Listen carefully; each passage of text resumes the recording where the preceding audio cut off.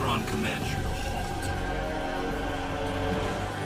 Villain Review episode 141. Wanda Maximoff, Scarlet Witch, you know her, you love her, you might not like her. Some people have said that Wanda is one of the best villains in the entire MCU, and some have said the exact opposite. On today's episode of Villain Review, though, I will be looking at Wanda to let you know what I think. Okay, is she good? Is she bad? Wanda, find out? Watch the video. Okay, okay, screw you, that was funny. I'm going to leave this reality and go to one where I can be with my children. Born in Sokovia with her parents and brother Ralph Boner, Wanda developed powers after her parents were killed and Hydra decided to do some tests on her. Her brother would develop the power of being just a tiny bit slower than a bullet, and she would get the power of red, which we all know is a very strong power. The two would team up with Ultron for like 20 minutes and then switch sides to take him down with the Avengers. From there, she'd start an unlikely romance with a very handsome Siri named Vision, and everything would go great, super awesome, very romantic. Until she was forced to kill Vision to save the world, but it didn't really even save the world. Skipping ahead a bit, Wanda would conjure up a fake reality where her husband was still alive, and she even had two kids who loved ice cream and songs about it. But the downside of that was that she trapped dozens of innocent people against their will in this reality to make it seem very real. It was Agatha all along though, so Wanda beats the Purple Lady and Wanda learns to deal with her sadness head on, instead of ignoring it at the cost of others. Vision goes bye-bye, kids go Freedom mode and dip, and now Wanda is all alone with a very naughty book. If none of this makes sense, I'm going to tell you the same thing this movie does. Too bad, you should have played the DLC. The naughty book, though, is indeed naughty, and it has a now corrupted Wanda believing that if she kills the girl America and takes her power, she can travel to a universe where she can be with her kids. Wow, that was a lot to recap. How'd I do? There are parts of this origin I like, and parts that are kinda silly. Wanda has gone through so much trauma in her life, so I understand the fact she's probably tired of losing the people she loves. The problem is, though, she already learned this lesson. In the show WandaVision, she does something bad for selfish reasons, but learns by the end it's not fair to do evil for her own selfish gain. And in this movie, she does the same thing. She doesn't want to see her brother, her husband, or even go find the version of her husband that still exists and has all his memories. No, she wants to go see her kids who haven't even really existed, at least in this universe. The motive makes sense, especially when considering her origin. It's just not that interesting because we've already seen it. You break the rules and become a hero. I do it and I become the enemy. That doesn't seem fair.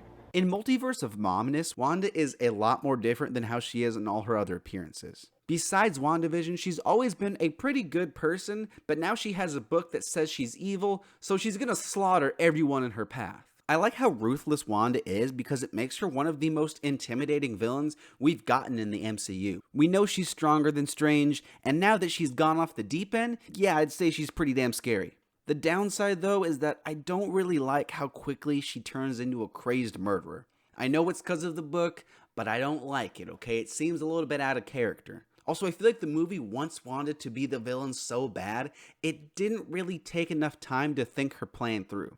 Strange asks her, right? He says, hey, why not go to a universe with the kids, right? You can just find them. Why do you have to kill America and take her power? Wanda says, Dr. Strange, you fucking idiot. What if they get sick? Homegirl, you can create your own realities. You can alter people's physical features. You are one of the strongest beings in existence, and you're telling me you can't heal a sickness. That's your big fear. To me, I think the idea of Wanda as a villain is really cool, but I feel like it was an idea that just sounded so cool they rushed into it. It's almost like they knew they wanted Wanda to be the villain, and they had to find a way to get there instead of it happening organically. Not so much like, why does Wanda become a villain, and more so like, how can we make her a villain?